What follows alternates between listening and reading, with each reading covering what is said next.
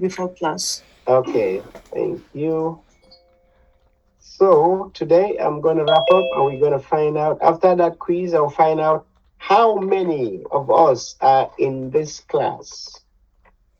The number is much smaller than I thought. It's probably just like 9 active students. So I'm going to clean that class group. I'm going to keep just those 9 who are there. And anybody who's in this group and not doing the quiz, you might as well exit.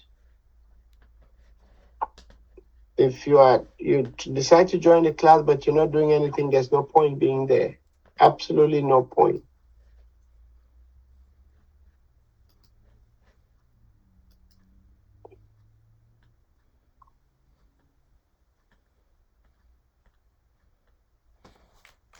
So in a few minutes, I would bring up that quiz. We'll look at it.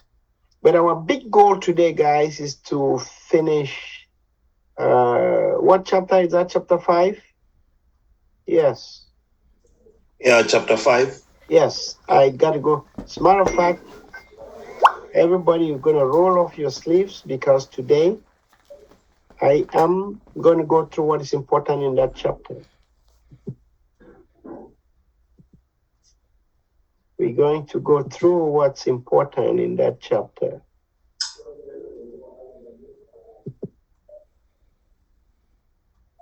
Chapter 5. Let me look at it carefully here.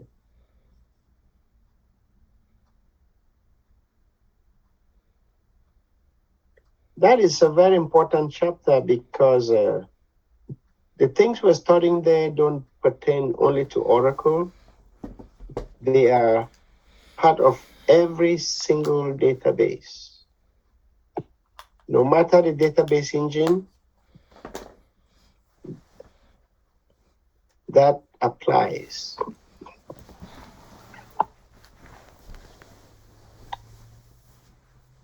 The same theory that was studied on this chapter would apply. And I think we ended somewhere like on page 85. Whereas the entire chapter is like, woohoo. Let me see, we ended on page 20.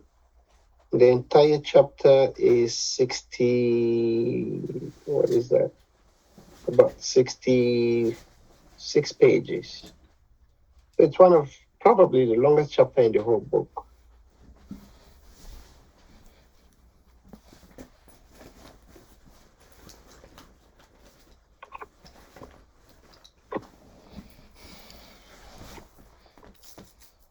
So for those of you who have done the exercise, I would like to see you connect to the database, the Oracle 12 C database that we did, and we would play with that database. Let me see which of things I should use here.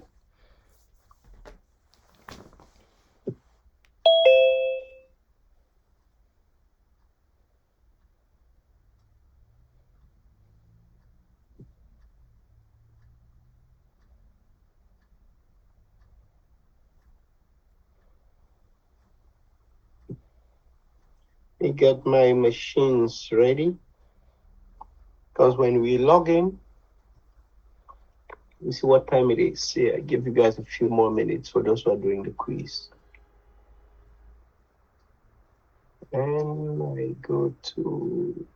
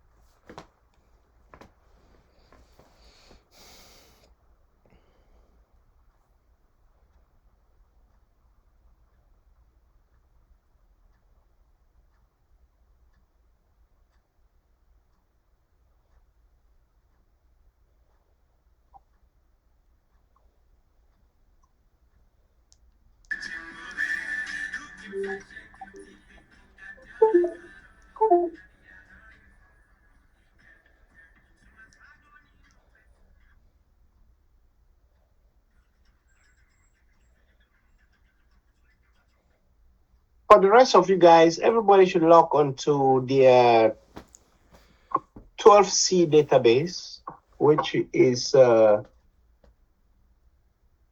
me come to share my screen. Oops, not that screen there. I want to share that screen. Yes, so let me go to my machine, get into my own database, right there. Give that some size so you guys can see. Now, guys, you all remember we've installed 12C here.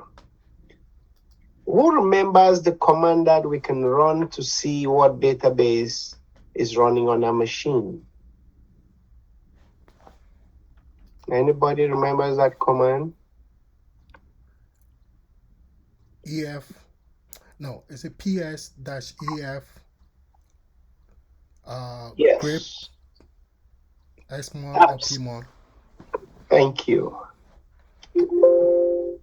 Oops. So, guys, everybody, PS minus EF pipe grep. You don't even have to put a space after the pipe. Then I can put PMon process monitor, or I like SMon, because that's the first process that gets started when you start a database. So looking at this, I know one database is running on this machine, and that database is called BTDev. And if I want to check the listener, I run the same command, but I put TNS,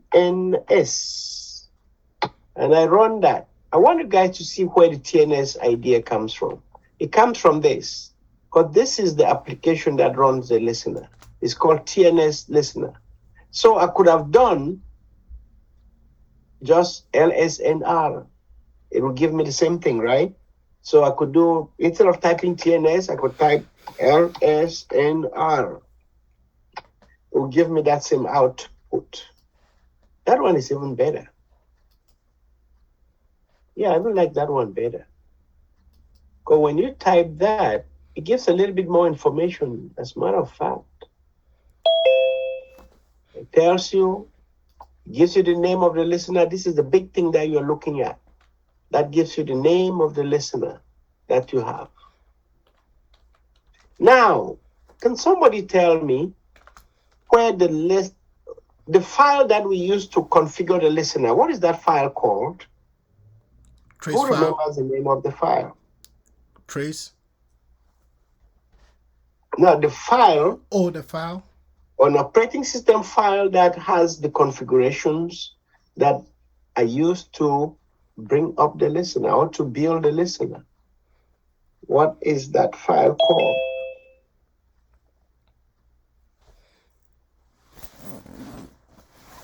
Anybody remembers? That file is called listener.aura. The listener.aura is the file that has the configurations of the listener. Who knows where that file is located? Guys, if you didn't know that, these are the things you write down, okay? But if you don't write them down, you just listen. It's Then located in tomorrow they ask you Oracle again, you Home. don't know. Then that's when you know that you are a lazy student, very lazy. LSNRC now. The listener.aura is lslistener.aura. That's the name of the file. Who knows where this file is located? It's Oracle Home /admin /network. No, /network /admin. Yes. That file, guys, if you all remember, We studied the Oracle architecture for 1 month, a whole month. Then when we studied that, we ended up, let me see if I could find that. We ended up studying something called OFA. And when we did OFA, that's when we saw a file. We saw this picture. I remember sharing this picture with you guys.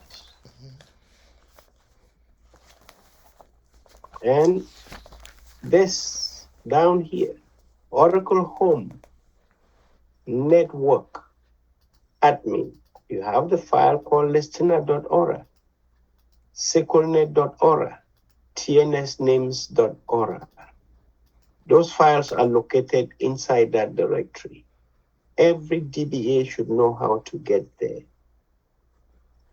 And your SP file that you use to configure or build the listener is located inside that directory called DBS.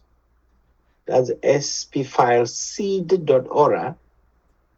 If that file is not there, the init seed.ora will be there. And this is the password file. This file stores the password of sys. Every user that has a sysdba privilege, their name and the password will be written in that file. So we have to know where that file is located. Cool. That's what we're studying, guys. And right now in the class, we are studying the Oracle architecture from a different perspective. We're studying this thing right now, the Oracle components. Okay, we're studying the Oracle components. You have the Oracle structure. You have the three, it's divided into three main parts, right? And the three main parts are divided almost into three every time. So we have the three groups of processes: background processes, server processes, user processes. Then memory structure. The memory structure is divided into two main parts, the SGA and the PGA. The SGA being the biggest. The PGA is usually every user connected as a dedicated user will have a PGA of its own.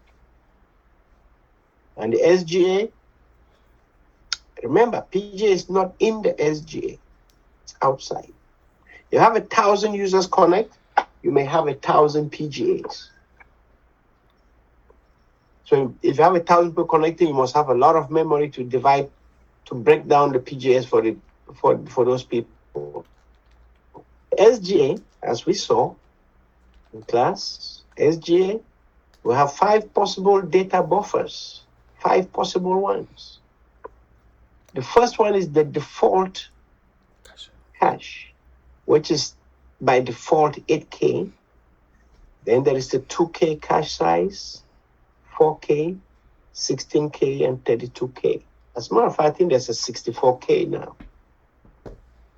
These are block sizes.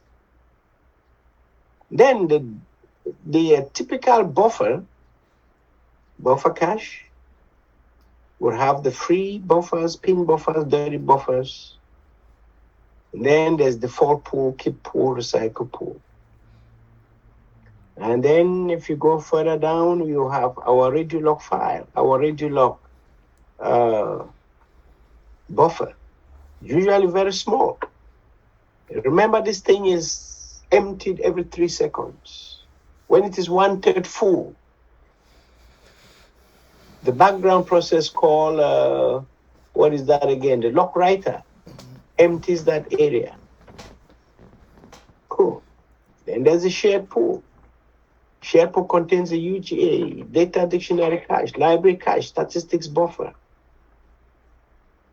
And this is so all users using shared servers would use the UGA, not the PGA. Difference between PGA and UGA. Big difference. Then there is the large pool.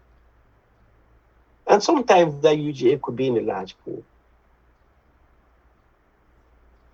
Java pool, cursor, streams pool. That is just the memory section of that. And jumping back to the background processes that we have studied in this class so far, if you check here for background processes, PMON, SMON, DB writer, log writer, checkpoint, archiver process, CTWR, RVWR, MMON, those ones, 1, 2, 3, 4, 5, 6, 7, 8, 9, those are the ones you must know. And apart from that, one I could have written close is this one, MMON. Manageability, no, what is it called again? MMON? No, memory monitor, that guy. Manageability monitor is this one. But MMON process manages the dynamic resizing of the SGA memory components based on workloads for databases. It uses metrics collected to determine the ideal distribution of memory within the SGA. Very important to catch that. This process, guys, this is the process that makes Oracle, MMON, makes Oracle self-tuning as far as the SGA is concerned. And City Writer, change track writer process, keeps track of change blocks since the last backup. Recovery writer process collects flashback logs. Let's see what else. Bunch of other processes. We don't have to memorize all of them, but some are more important.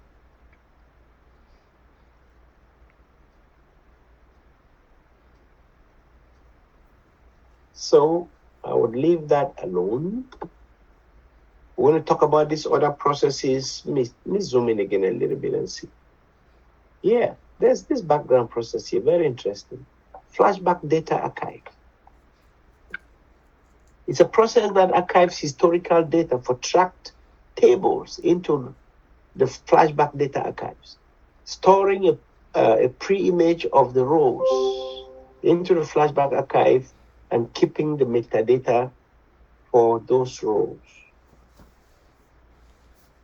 And then there's a bunch of background processes, RBAL, ARBN, GMON, PSPO, they're all data guard background processes. And as a matter of fact, no, excuse me. This one's here, the RBAL, ARBN, GMON, PSP is for ASN. And then for data guard, these are the important processes, MRP, LSP, RFS. For the senior students, that might make sense to you. Cool. Then, check this out. This is where our class is right now.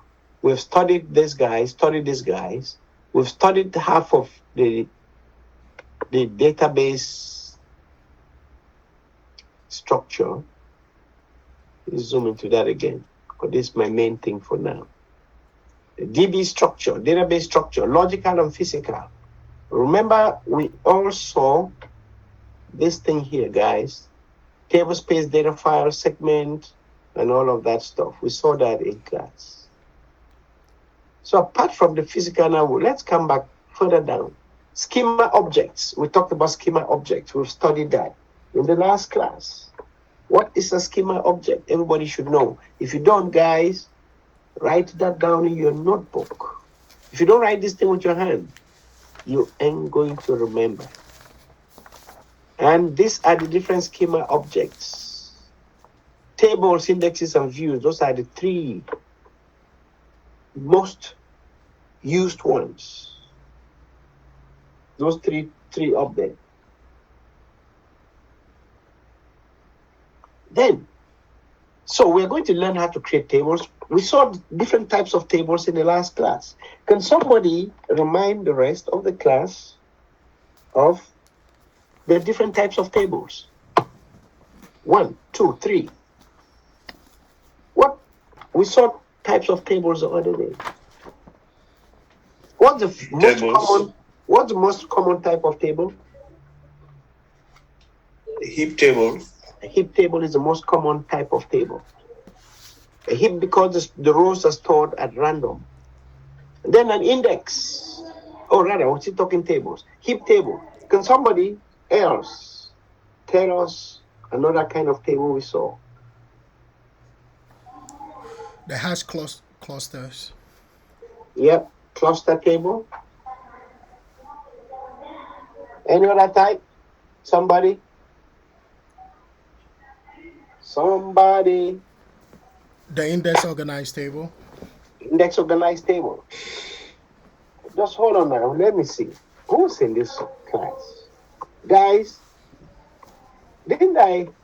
If you are actually here, right, and you're not talking, you're not participating, sometimes I just prefer to have 2-3 people who are participating.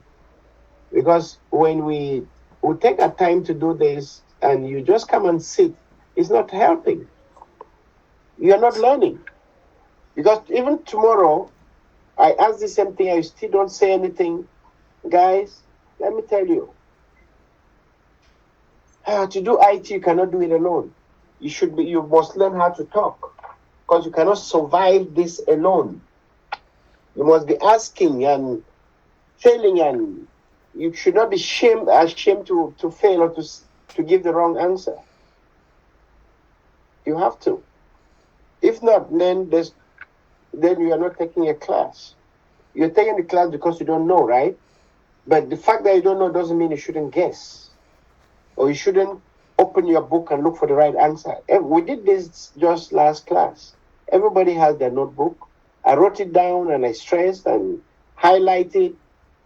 But if you are anybody joining this class right now, friends, people, you don't have a textbook, you're not serious. I'll tell you that. You are not serious. Because I see the way it's going, you can't just survive with a PDF.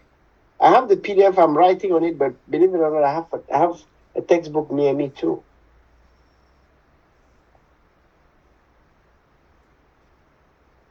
You must have that textbook and write in it. That's the fastest way you can move. All right. Different types of tables. Which other one is left? I know somebody talked of the heap, the cluster, the index table. What was that? What was the other one? Index organized? Yes. Mm-hmm. Any other type of table? I'll need somebody to look in their book and tell us. I need the index cluster. Yes. And Stan, partition. Give me one type of table. Index table. Yeah? The index. Index is not a table. Index is an index. The partitioned table.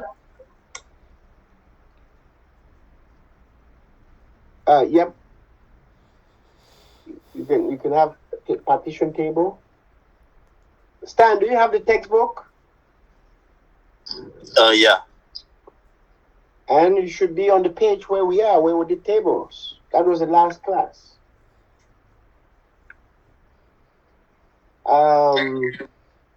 Okay. Hey guys, if you don't know about tables, the entire database is about tables, as a matter of fact. When we talk of the blocks, what goes in the block comes through the table. Indexes. An index is on a table, believe it or not. A view is on a table. A materialized view, as you see here, is on a table. So everything is on that. I could have actually changed it, make this one really outstanding, that table. I need to change that in my diagram. Every other thing comes through the table. A cluster is a bunch of tables. A sequence is on a table. A procedure is to access data on a table. A trigger fires on a table. A package contains procedures that act on a table. A function is on a table. A synonym, you create a table, you can create a synonym for the table. Dimension. We're not going to study dimensions, array. Database links, yes, we're going to study that one. Database link is connecting two databases together. Object type, you could create your own kind of object types if you wish to. And that's, guys, this section here is about what? Database or schema objects. Schema objects are also called database objects. Cool. Now, physical data files, Oracle blocks, remember all of those things. Regular files, control files. You come down, there's the parameter file, which we're talking about, the SP file, the password file, the SQLnet files, which are 3 of them, SQLnet.ora, tnsname.ora, and listener.ora. And then there's the trace files, the log files. Guys, we in class, we have seen the alert log file. It's one of the trace files. Then load files. Then files that contain data that will be logged into our database. Okay?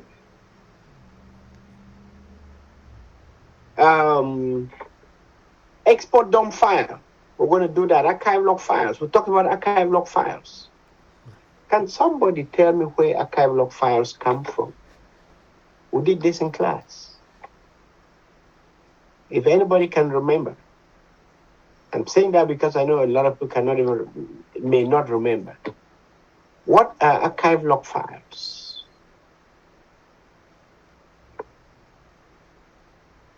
Anyone remembers? Archive log files, I think, is the final destination of radio log data. Thank you. Written by what background process? Radio log archiver process. Yeah. Written by the archiver process. So if you look at this diagram here,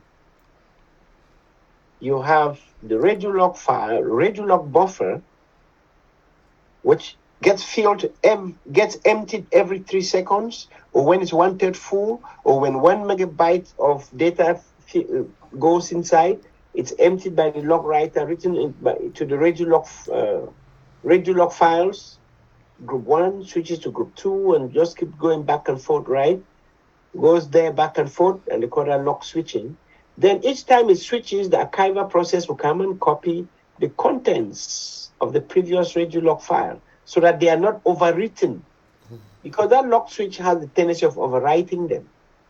So the archiver would copy it out before the log writer comes again. It copies that and it puts it into the archive log destination, or the log archive dest. And they stay there. And even when we do backups, believe it or not, we back up the archive log destination to our backup drive or the cloud, wherever we're keeping backups to. We do that all the time. Cool. So that's archive log files. Let's zoom in again. Flashback logs. Flashback logs. Who remembers the background process that writes flashback logs? It is here. Flashback logs. The RVWR, recovery writer. There's a flashback log buffer in the SGA. So this guy empties that buffer to the flashback or flash recovery area, also called FRA, and keeps them there for a certain number of days as defined by the DBA. Doesn't keep the files forever. And we give this space a size. Could say don't use more than 5 gigabytes. That's it. Cool. Flashback logs. Then backup files produced by Arman. We haven't gotten to that. So if you look at this diagram, guys, we are almost, what's today? Next week, we would be halfway gone through the first session of the class, and we have covered about 80% of the things on this diagram, believe it or not. The things that we need to know. There are some things that we don't have to know or worry about. But about what's on this diagram, we covered about maybe 90%. Later on, I'll send you guys this diagram. I have to look for Hey, my man, Stanley. Yes, sir. Later on, I used to print these things at Vista Vista Print, Print. right? Okay. And I'll just give a link from there, and students can just go there and pay and buy it from there. But Vista Print took away that functionality that I cannot give that link. So I need to look for some place where we can do this. I was actually trying to get it to into Amazon, but this is my best diagram really. I've been trying to get this into Amazon through some printers, but I got so busy I did not follow up. So remind me, Stanley, let's find out how we could put this to Amazon so people can just go buy it there for $20 or $25 or whatever. Okay, sir. But this is like a revision of everything we have done in a different format. A different format from this one. These two pictures kind of speak the same language, but in reality, that other one has more. Because that other one has database objects, and this diagram does not show database objects. But it shows how things are related to each other. And we talked about a process called MMAN. Guys, watch here. MMAN, Memory Manager. Dynamically adjust the size of the SGA. So when you have your database and you do this to it, guys, watch here. Let me log into our database here. I'm inside, and I can do show parameter.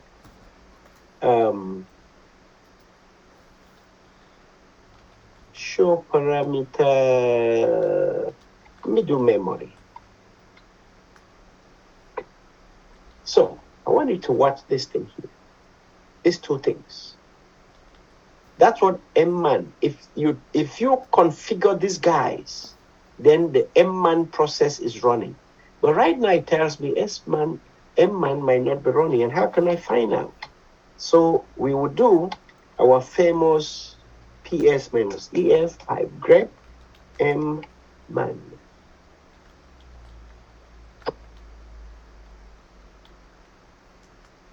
MMAN is running. Memory manager is actually running. Yep, it's actually at work. That means this, guys, if it is at work, it means the contents, this different sizes here, guys, look at the blue box here. That's our SGA, right? Means this SGA, all we did was we're going to give the SGA a size. And that process, MMAN, would be responsible for giving each one the amount of memory it needs. Long ago, we used to do this manually. It used to be a nightmare tuning your database. So Oracle came up now with this thing. Some brilliant guys wrote this program, and it can dynamically move. So for example, let's say the SGA, the shared pool was 1 gigabyte, and the buffer cache was 500 megabytes. But all of a sudden, we have more data coming in, and we need to increase the size of the buffer cache. MMAN will simply take the memory from the shared pool and give it over to the database buffer cache in the background, silently, and we won't even know that that's happening. So MMAN will shift memory from one place to another. That's its job. Okay? Cool. Let me check for some other thing here. PS-EF pipe grep SG. No. Did I type it wrong? No. It's supposed to be the other thing. It should be here. I wanted to do show parameter SG. SGA. So if I do this, I want you guys to watch. And if you watch here, SGA minimum size is 0. But currently, our SGA max size is 1,504 megabytes. and the SGA target. It means out of the max size, the target now is using all of the max size. We can change max size, make it lower, but we can never go above. No, we could change the SGA target size, right? Lower than the SGA max size, but we can never go above that max size. It's going to say no. And I think it is dynamic. So we do alter, system, set. Now, guys, often this is all you need to remember. Then you do show parameter. You see the name of the parameter. So I'm trying to set this one. Let's say I wanted to reduce this thing, right? I don't want it to be that size. I want it to be, let's do it 1200 M. Quick question. You said the SGA should always be 40% of what is it? The overall max size of the storage. Yeah, normally it should be 40%. Why? So the rest of it will go to the PGA and the operating system. So if I do that, notice there, so it's changed. But if I try to do it like this, guys, we'll see the size here, right? This is the actual size, or the size of the max. Means you can max it up to that. Let's say I wanted to do it 580, for example, M. It will tell us no, because that value is greater than. Can't do that. I can go lower, but not more than. Cool. So guys, I love this picture. I would prepare and I would put it somewhere. So everybody will print a nice copy, put it in your house. I have the common background processes. I did not write anything about them, but this other one, the CTWR, I start to put some definition to them. Because those are the ones we don't talk about too much. Okay? Cool. Let me see. Anyway, with that said, let me swing back to, just a second, guys. Let me see my senior students, if they are in their classroom. Just 1 second. 1 second, 1 second. Arnold, are you online?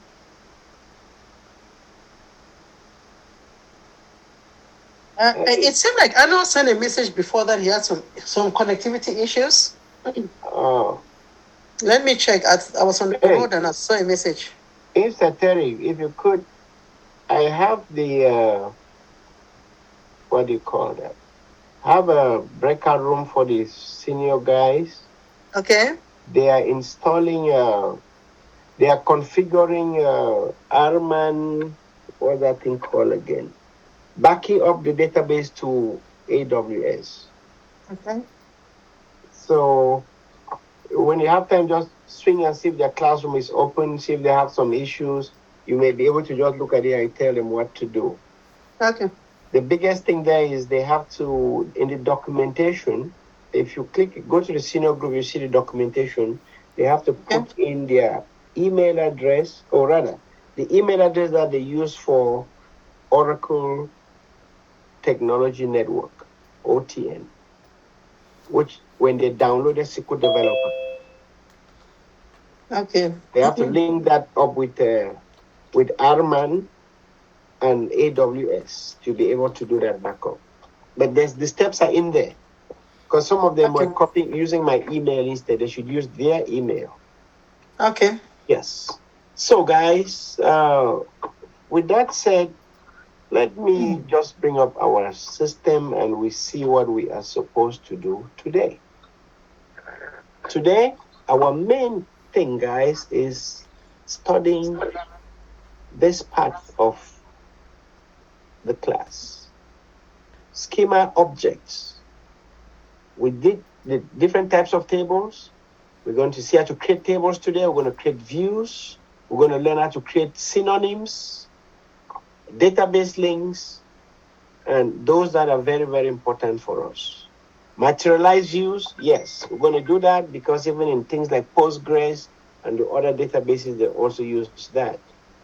So with that, let me slowly swing over and we continue from there, from where we ended. Hopefully, my machine there wouldn't give up on me. As a matter of fact, let me start my auxiliary machine. Also zoom in, so when that one dies, I can just continue with this. It's behaved so nicely, I hope it doesn't do that stuff again. All right.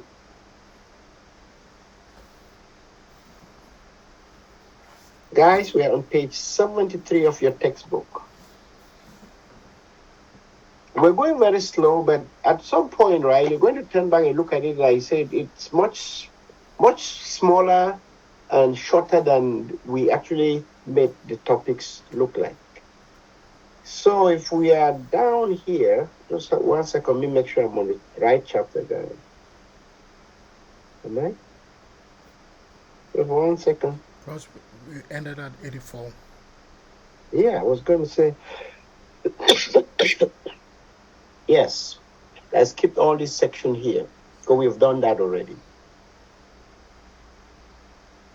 And we came here, and I did ask everybody, no matter what you do, you need to remember this table. Guys, there are two important data dictionary tables, right, that you must remember. One of them is DBA underscore objects. And the other one is DBA underscore. No, let me just end it. That's it. One important one. That's it. It's one of the most important tables you should know. Now that, guys, we have seen what a database object is. We've seen a bunch of them right here on this picture, where I said these are the objects. Please zoom back in. Schema objects, tables, index, view, materialized view, clusters, sequences, procedures, triggers, packages, functions, synonyms, dimensions, array type, database link, object type, queue, blah, blah, blah. So if they tell you that there's a data dictionary table called DBA underscore objects, what do you think this table contains? Just, guys, remember we said the data dictionary contains metadata, right?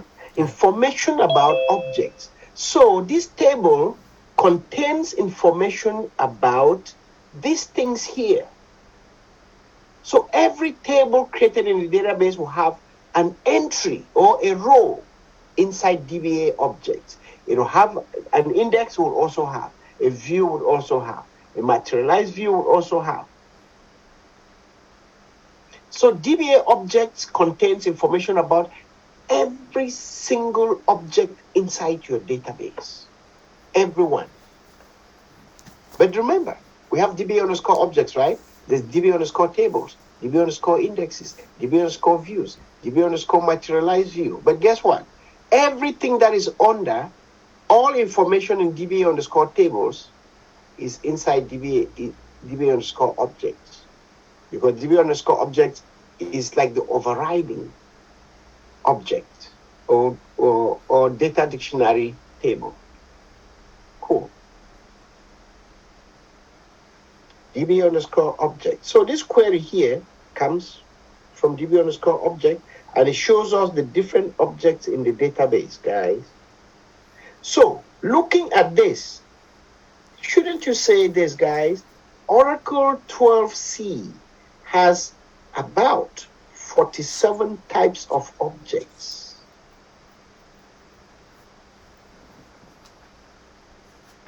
These are object types. Guys, because look at the query, people.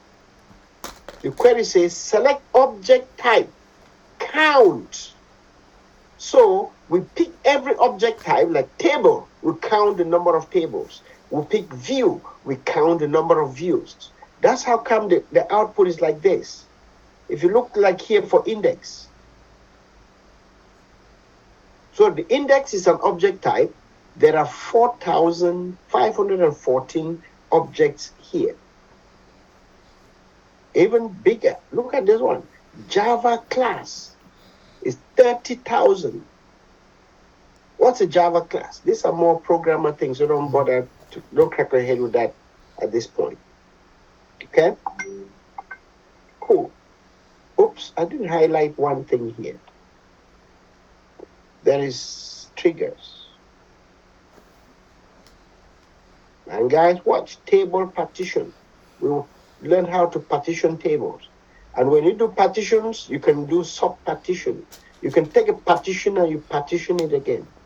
Guys, like you take a big table, right? You break it down into partitions. For example, you take an orders table, you break it down into months.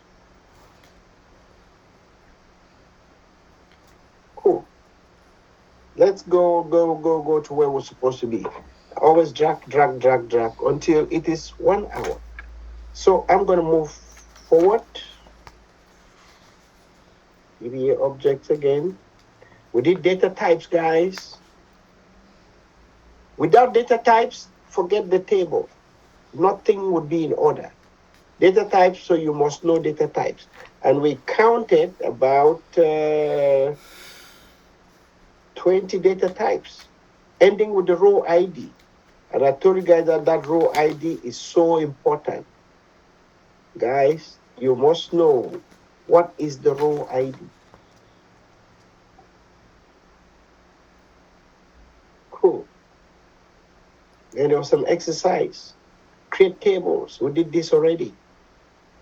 Because remember, we spent 2 days already in this chapter, right? Yes. And I hope everybody look at this thing right here. Consider this statement. Everybody look at this carefully. If there's something, guys, remember, I want you guys to remember this. No question too dumb to ask. You better ask, and we all laugh, and we keep going, than to be laughed at an interview. It's the time here. We are family here. We could do all the clowning and the joking now as we study. Prof, can I please interrupt you for a minute? Excuse me? Please, just interrupt you. Please, can you give the host privilege to Arnold or myself so we can we can do the recording, please, in the break room? Okay. Thank you. Let me do...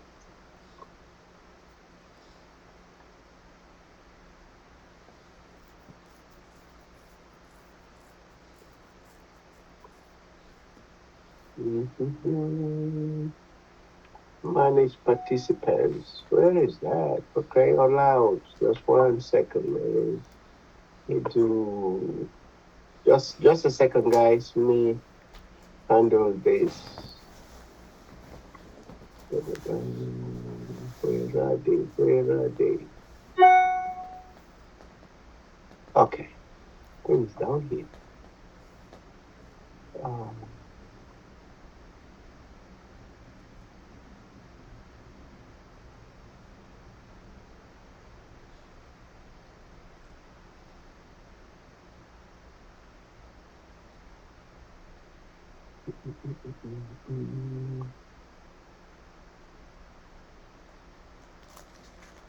Oh, they are in the other room. See, I'm searching for people who are in the other room. That's why. So give me a break here, guys.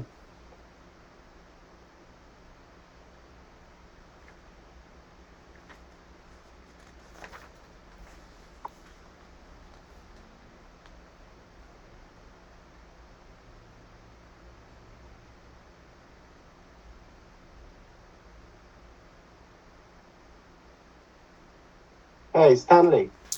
Yes, sir. Do you see the chat room? Do you see the breakout room?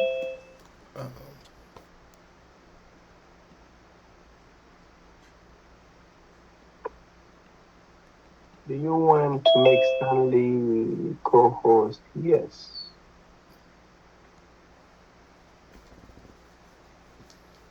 They are in the breakout room so far. So let me, okay, let's see the breakout rooms now. Okay, Terry, just wait right there. Let me keep you, because I couldn't find you anymore. Just stay right there. I see that. I went back to the break room. Okay, I'll make you your co-host. So if you go there now, you should be able to record. Okay, thanks, bro. And you should be able to make another co-host if he wants to. Okay, that's fine. Thank you. Bye-bye. All right. So, guys, this little statement here is so important. If I want everyone to look at this carefully. Are we recording on our own side? Yes. Everybody watch here carefully and tell us if there's something you want us to explain on this little box.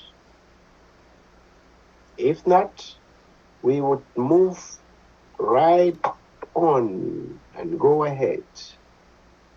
Is your machine lagging? Let me see. No, not really. Who's that? Floribert? Yes, sir. If you receive a little bit of lagging, but I'm doing it and I'm looking at the screen. It's lagging like a nanosecond, which is normal.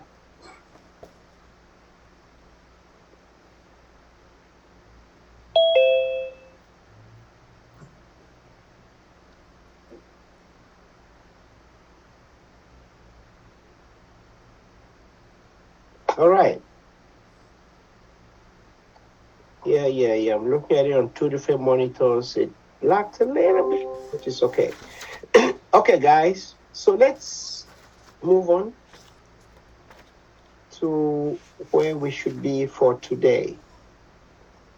If nobody has issues with what we have done so far, then I'm glad. Just give me one little bit of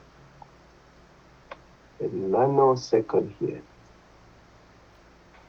Yes, overload this machine, then it's going to crash again, man.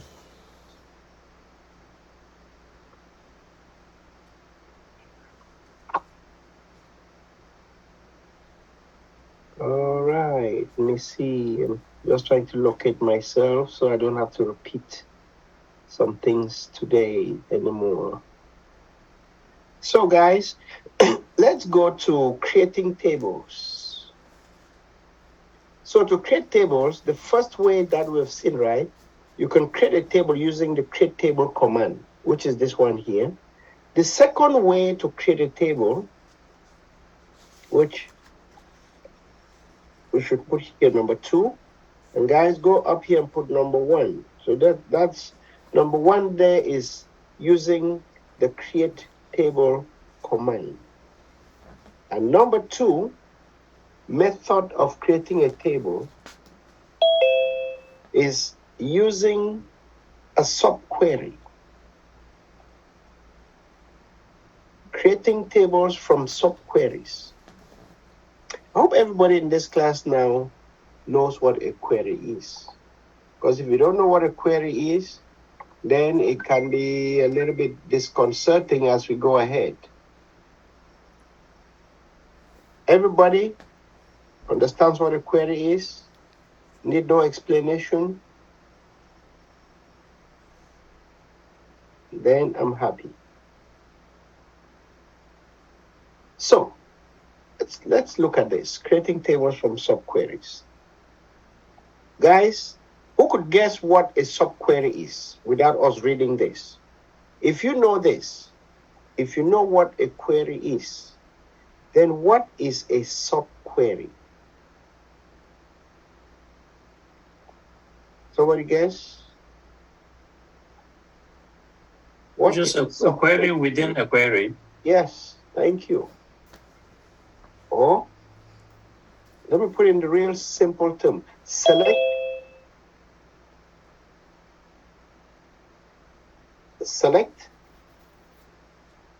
from a select. You can select from a select,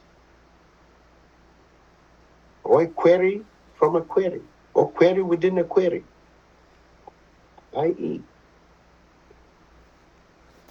query within a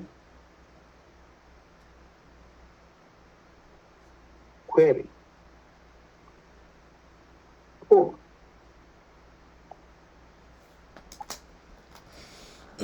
Now, let's read this a tiny little bit. Rather than creating a table from nothing, so guys, instead of creating a table from absolutely nothing, and then inserting rows into it, as in the previous section, tables can be created from other tables by using a subquery. That's what it is. Okay? Create a table from another table. Using what? Using a subquery. Then, so this technique, so guys, when you do this, right, this technique lets you create the table, definition, and populate the table with rows with just one statement. Any query at all can be used as the source of creating a table. So guys, it's usually really, really easy. It's all you do is that little statement right here that says create table. And guys, when you do that create table, we put this thing there. We say as. So we do create table, blah, blah, blah, as. Then, of course, you end it with the famous semicolon, right? And this thing is actually called citas. Create table,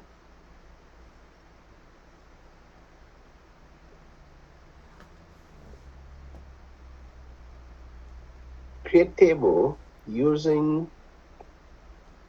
C create table as. They just call it citas. Cool. It's very simple. Almost any query can do that. Just like you create a view, guys.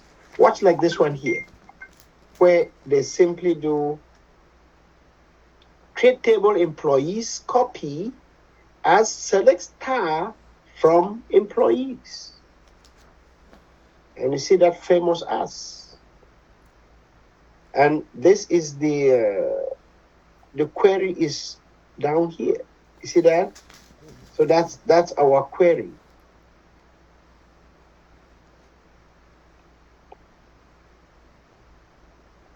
Query or select. Remember, query is a select statement.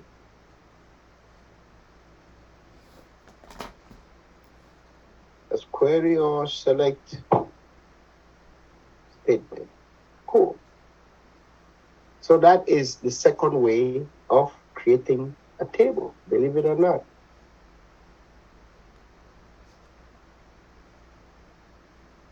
This statement will create table employee, blah, blah, blah, blah. So guys, I want you guys, for the sake of time, I will not be reading everything again, okay?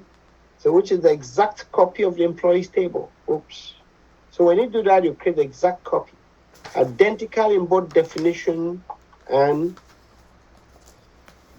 the rows it contains. We use that to like a backup, guys, backing up a table. But then watch some other little things that happen within. If you remember, we had talked of not nulls. Not null means not empty. And this says any not null and check constraints. Not null is a constraint, then there's also a check constraint. On the columns will also be applied to the new table. But any primary keys, unique and foreign constraints will not. Woohoo. Let's pick those up. So guys, so there is primary key, there is unique And there's foreign key constraints. Those ones will not be applied. That's what they're saying here. We're going to study those in this chapter. Constraints are discussed later. This is because these three types of constraints require indexes that might not be available or desired. So guys, so the foreign key, the unique key, and the primary key all require indexes to exist. The following is a more complex example. Let's see this example here, guys. So this one here, they say, create table, depth as, select, blah, blah, blah, blah, from employees, natural join. We're going to study joins later on, people. And order by, means arrange it by. So the big question here, I want everybody with their red pen. Remember, I asked you to buy color pens, right? If you did not, everybody should circle that and put a question sign. And guys, what is a natural join? I want everybody to write down that word with their hand. When they talk of a natural join, what do they mean? What is a natural join? Something we should pay attention to. Okay. So here they said the rows in the table will be the result of joining two source tables with two of the selected columns having their names changed. The new service column will be populated, guys, because okay, let me don't go through those details. We'll never finish. But you can read this and read that here at the top. It's just self-explanatory. So now, guys, you can now write your query like this. Select star from employee underscore depth, because they join those two tables. And now, guys, watch one other thing that you guys should learn and know right now. There is something called row num. Just from the name, who could guess what that means? Row num. Say row num less than 10. Number of rows. Yep, number of rows. Row number. That means this.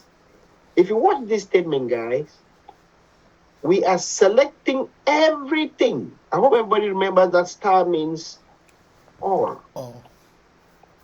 We're selecting all rows from this table,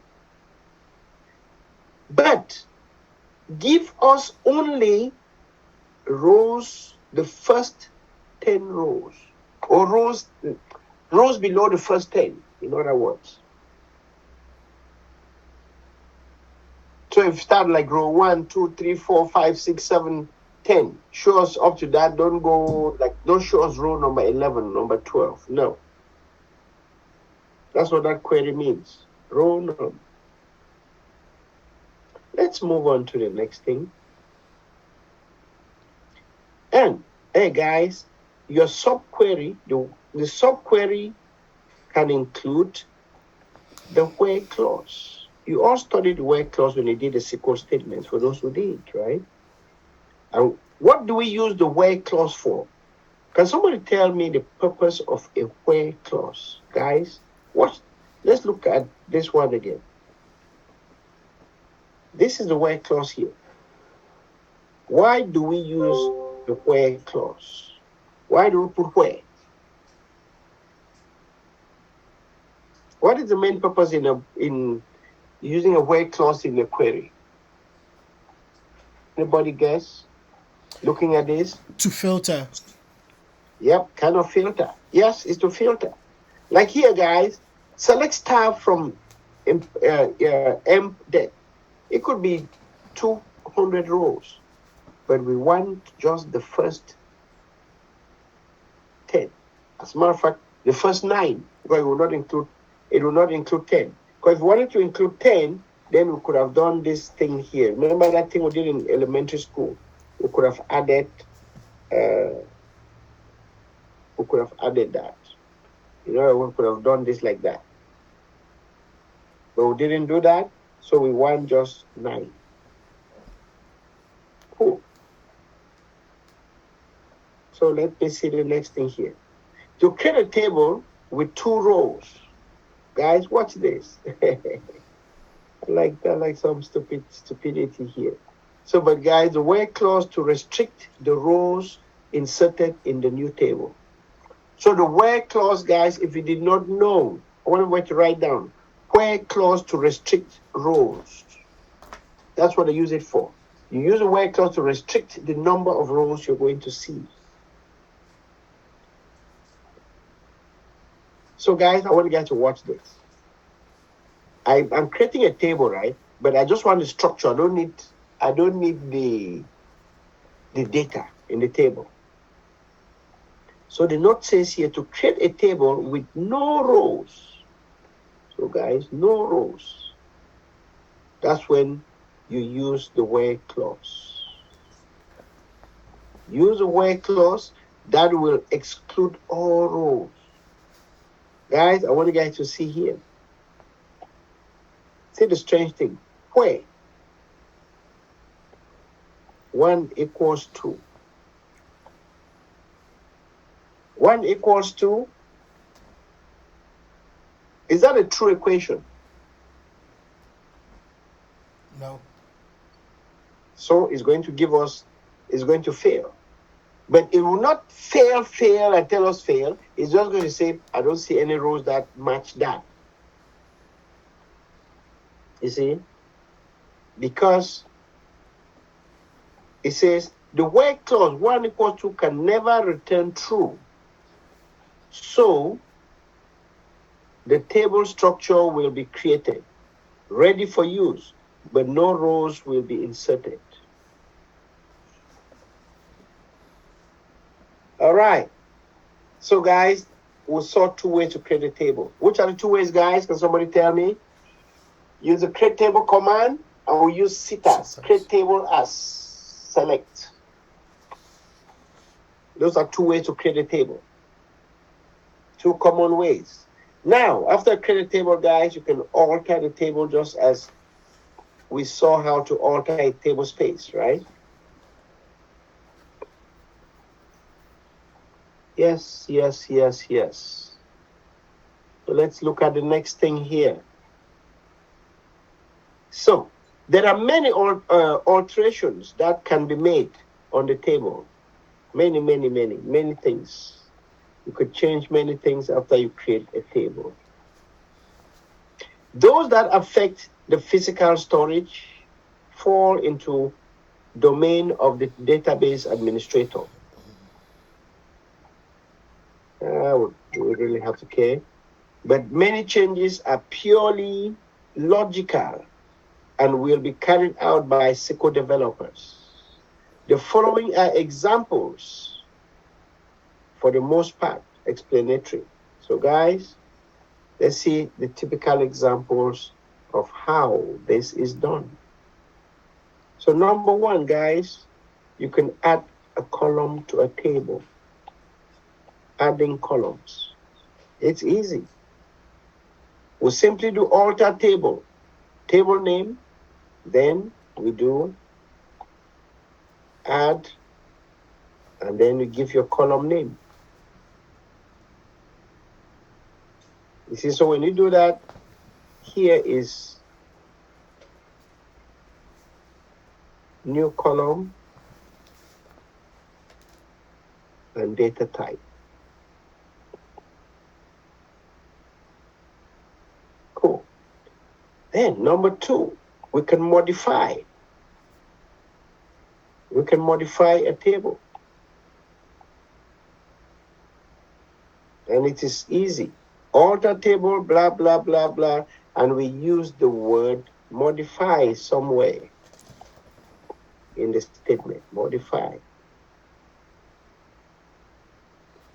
And number 3, we can drop columns off a table. Alter table, blah, blah, blah, drop column.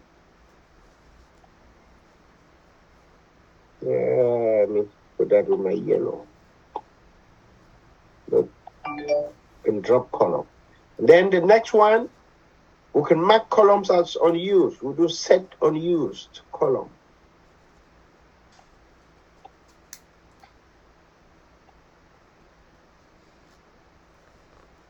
And the next one, we can rename the columns. And the next one, we can mark the table as read only. Cool. Rename column and do a read only. And those are that's number 4, number 5, and number 6 things you can do to alter a table. Guys, remember this page. You don't have to memorize it. Just know where to come to look for the right information and use. So all these changes are data definition commands. These are all data definition commands with the built-in commit. They are therefore non-reversible. So guys, these changes, right, are non-reversible. Means once you do them, you cannot take them back because they are committed and will fail if there is an active transaction against the table. Yep, all of those commands, they will fail, guys, if you're trying to run them and somebody's doing an actual data change in that table. They are also virtually instantaneous. So all those commands up there, guys, say they're instantaneous. Means even if the table has 1 million rows, right, you truncate it, boom, it's just gone in a few seconds. With the exception of dropping a column. Let's see here, what is the big deal about dropping a column? Dropping a column can be a time-consuming exercise because as each column is dropped, every row must be restructured to remove the column's data. Yeah, that's interesting, isn't it? Then we saw that thing up there called set unused command. What does that command do? Crying out loud. They say it makes columns non-existent as far as SQL is concerned. Is often a better alternative followed when convenient by the following lines, which will drop all the unused columns in a one pass through. Yeah, let's highlight that whole section. So guys, we can do something like alter table name, drop unused columns. Making a table read only. So guys, when they tell you a table is read only, just like a table space is read only, what does that mean? That will cause errors for any attempted DML commands. But the table can still be dropped. This can be disconcerting. Okay, I will read the rest. And what about the drop command? The drop command doesn't actually affect the table. It affects the tables in the data dictionary that define the table. And these are not read only. Okay, we're going to practice that now. We're going to see. Oh, let's start right with it here. Dropping and truncating a table.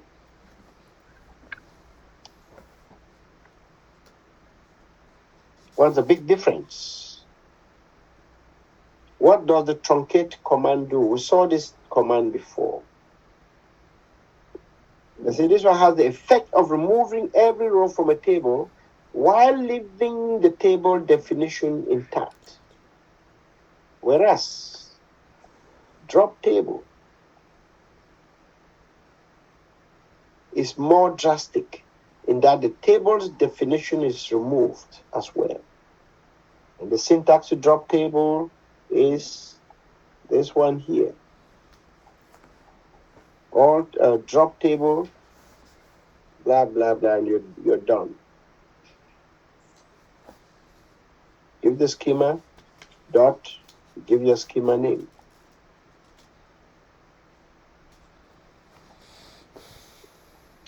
Now let's see, guys, what happens if you don't specify the schema?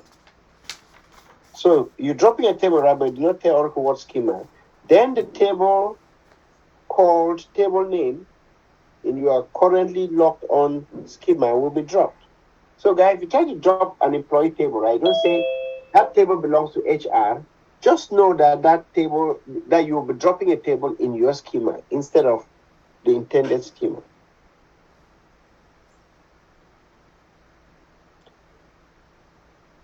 Now, talking about truncate again. Truncate. As with a truncate,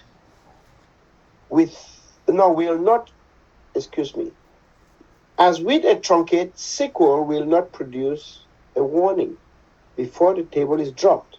And furthermore, as with any DDL command, it includes a commit.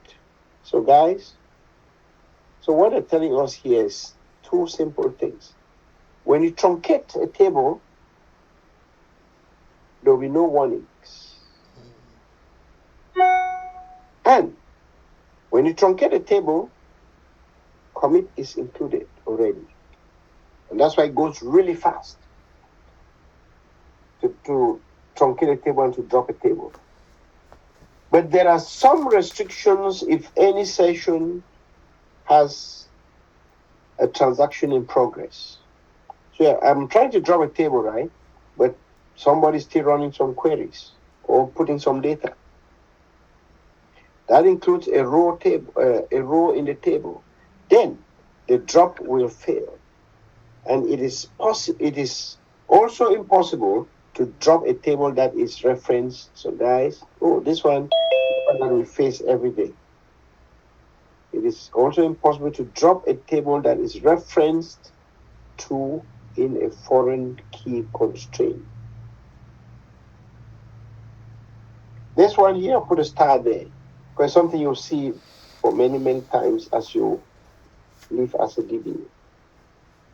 The table must be dropped first, or the table or the constraint must be dropped first. Now, let's talk about something called the recycle bin. Believe it or not, Oracle has a recycle bin option. They say 12c includes a recycle bin option that is enabled by default, so it is just there. Guys, what does the recycle bin do? They say this allows any dropped table to be restored unless it was dropped with the purge option. We're going to learn about this purge option. Or unless the recycle bin has been disabled. You can also disable the recycle bin. And that's it about that little section. We have exercises. I wanted to lock in a few exercises, but if I keep doing that, we'll never finish. So I'll just go through, then we'll do exercises at the end.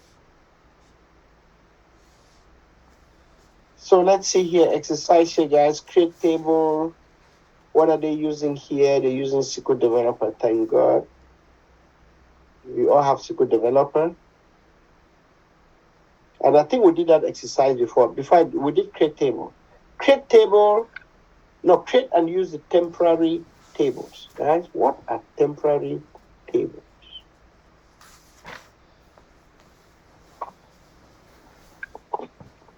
Let's see here. What are temporary tables?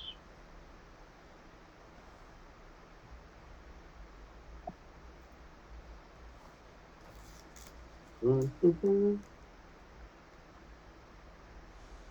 want us to get to indexes quick. Okay, let's quickly look at these temporary tables. Is it 9 o'clock yet? Almost. Ha ha ha. So guys, what is a temporary table in Oracle? A temporary table, believe it or not, has a definition that is visible to all sessions. So a temporary table is not a personal table. Everybody can see it. But the rows within it are private. Even though we can all use the same temporary table, but the rows within it are private to the session that inserted them. You cannot see my rows, I cannot see yours, but we are in the same table. Programmers can use them as primitive storage. So believe this or not. Programmers will use temporary tables as storage for data. They call it not primitive, private. I call it that.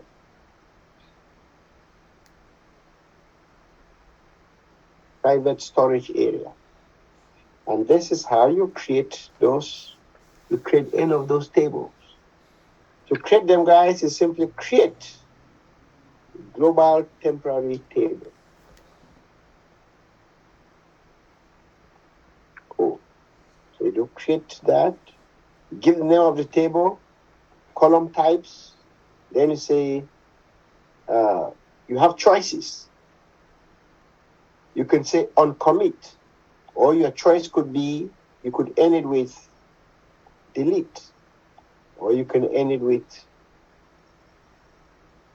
preserve. From the beginning, it looks confusing, but later it will make so much sense.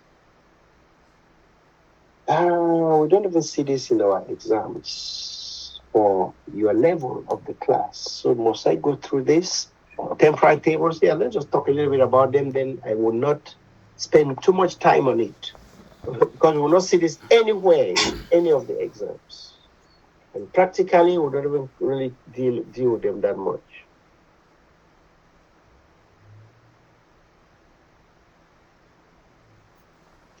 Yes, let's talk about one thing on this temporary table. And that one thing will be this section here. See this tiny little section? Let's talk about that.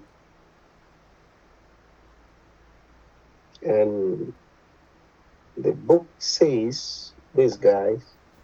The optional clause at the end determines, what does it determine? The life of the rows inserted in the temporary table. How long they would live. The default is to remove the rows the moment the transaction completes. So that's the default behavior.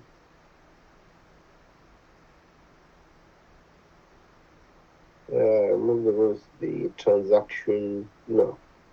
That the default is to remove the rows the moment the transaction that inserted them completes. But this behavior can be changed to preserve them. See, so we can change that behavior to do what? To preserve the rows until the session that inserted them ends. Oops. I need to underline that. Whichever option is chosen, the data will be private to each. The data will be private to each session. Different users can insert their own rows into their own copy of the table, and they will never see each other's rows. Cool.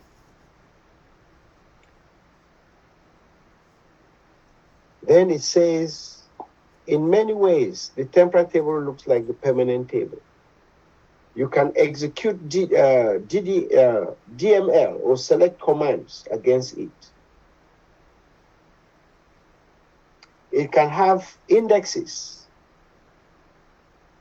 constraints, triggers. Wow. It can also be referenced in views. So this thing is treated just like a regular table, guys, the temporary table. Okay. And they are usually very fast. So I will go reading whole thing anymore. I'll just say read at your leisure. Read when free. If you're too busy, don't read that stuff. Because we would not use it. It's information much higher than us. We will not use it anywhere. And I think inside this box, they show us how to create those things. Let's just quickly zoom in here and see, guys. Create global table. So, guys, watch here. They're creating a global temporary table.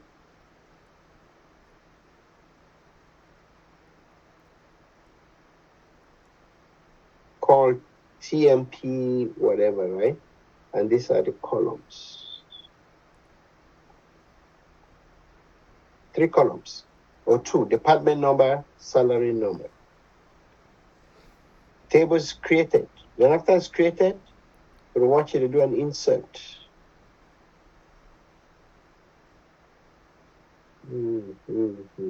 Insert into. Select the from. 14 rows inserted. Update that. Set salary equals that. Then the select statement, the blah, blah, blah, blah. But anyway, this is just to tell us, guys, that you can create a temporary table even from another table. Most of the time, they are really created from other tables, but they don't last too long. So if you create that temporary table, you have to do this. You have to say, okay, the rows that were inserted in it, right? After commit, those rows should be deleted. Or they should be preserved, means held for some time. You see? So those are the 2 options. So you make this when you create a temporary table. Let's see, go down. There's an exercise, how to create a temporary table. Guys, you're going to do these exercises. Then let's talk about indexes. What is an index? We've seen this like 1,000 times already, isn't it? Yeah, so we're going to see indexes now, then types of indexes. So let's see here indexes. So guys, indexes have 2 functions. Never forget this section here, guys. Indexes have 2 reasons why they are created. Enforce primary key and unique constraints. No. Enforce primary keys and unique constraints and improve performance.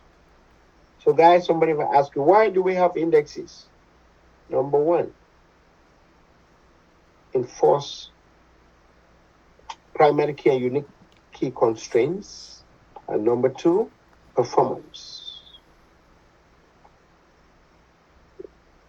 So guys, everybody, you're going to write that down. You want to put it down somewhere, I don't care. Put down something on these indexes. Why do we use indexes?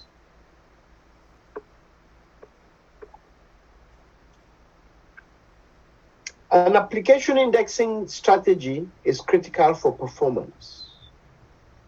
There is no clear demarcation. So guys, who's in charge of this determining indexes?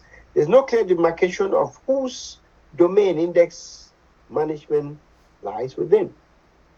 When the business analysts specify business rules, so guys, I want you guys to also remember, there's some professional called a business analyst. You have the database administrator, have the business analyst, have the developer. So what does the business analyst do? So they say when that business analyst specifies business rules that will be implemented as constraints, they are in effect specifying indexes. Whatever I put in your business, guys, as rules, right? If you want to translate that into a database, those rules will become indexes. The database administrators will be monitoring monitoring the execution of code. So it's a group of us called database administrators. What do? Monitoring the execution of code running in the database, and we'll make the recommendation for indexes. Hey guys, DBA, you only make recommendation. You never have to go create them yourself. The developers, another set of guys, all developers. What do? Developers who should have the best idea of what is going on in the code and the nature of the data will also be involved in developing the indexing strategy. Cool. Why are indexes needed? We just saw that at the top. So I may have to skip this section because it just repeats what we said up there, what we saw up there. So let me go back to the top here, guys. I really want to write down, let me write down this thing here. So for that number 2, that was said index improve performance, right? Often we will say indexes are typically used for the some word called search.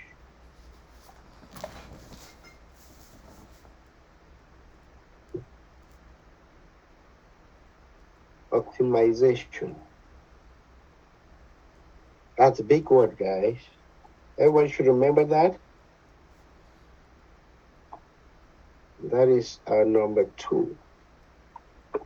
Indexes are used for search optimization or to improve performance. Why are they needed? We just saw that. It's very, very intricate going down here. Indexes are part of a constraint mechanism. So we're going to study constraints, guys.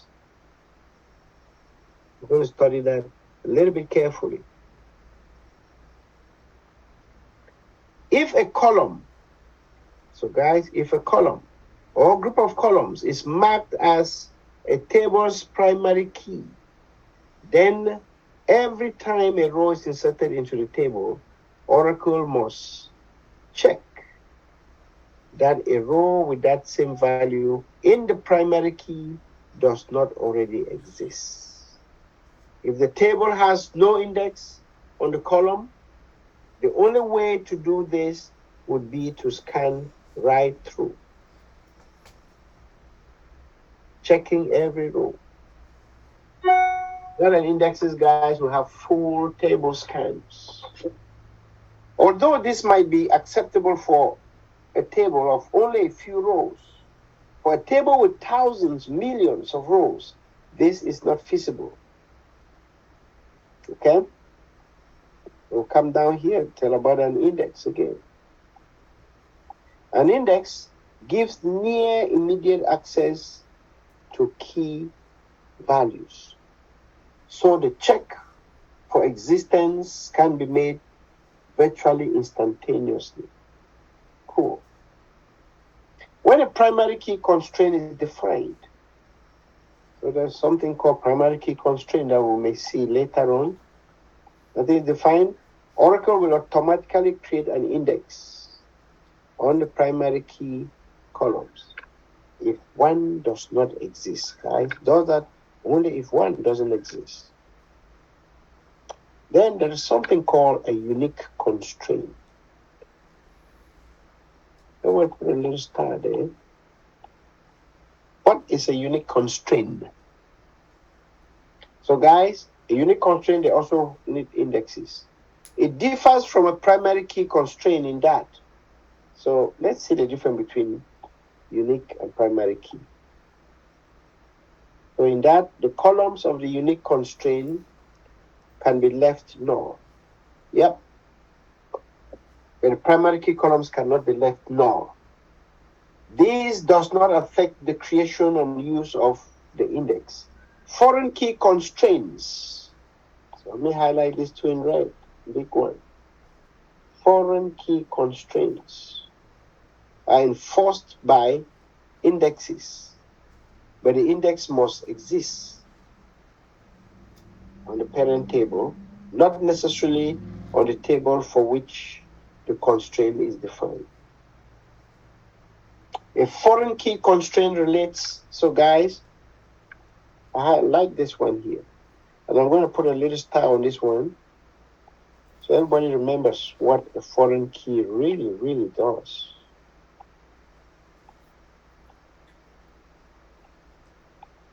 Here, guys, a foreign key constraint relates a column in the child table to the primary key, to a unique key in a parent table. I want you guys to catch on a few words here. The words are child table, parent table. What is a child table? What is a parent table? So, but guys, the big idea here is about this foreign key thing right here. I should zoom in and make it very special. So it says a foreign key constraint relates a column in the child table to the primary key or to a unique key in the parent table. When a row is inserted in the child table, oops, break time. That's our break time. So guys, when a row is inserted in the child table, Oracle will do a lookup of the index on the parent table to confirm that there is a matching row before permitting the insert. However, you should always create indexes on foreign keys, on foreign key columns within the child table for performance reasons. What about a delete? Say delete on the parent table will be much faster if Oracle can use an index to determine whether there are any rows in the child table referencing the row that is being deleted. In other words, guys, you cannot delete a row in the primary table that is in the... No, you cannot delete a row in the parent table that is being referenced from the child. That's what that note is saying. Cool. I did say I won't read this, right? But I end up just seeing everything like important. Because I've read this thing like 1,000 times before. So another big thing here is indexes are critical for performance. Yes, let's really study indexes. So guys, when executing any SQL statement that includes a where clause, Oracle has to identify which rows of the table are to be selected or modified. If there is an index on the column referenced in the where clause, then the only way to do this is, excuse me, I think I read something wrong. Nobody caught it, right? You omit the knowingness. Yes, I always omit those. How my head thinks sometimes. So guys, if there is no index on the columns referenced in the where clause, the only way, not that bright. The only way to do this would be through something we call a full table scan. So what does a full table scan do? So my friends, I'm gonna hold, you guys gonna write this down. A full table scan reads every row of the table in order to find the relevant rows. People, put a star right here. Underline this, underline it, underline it, underline it. Then we can take a break while you guys write me down something about a full table scan, which is a bad thing.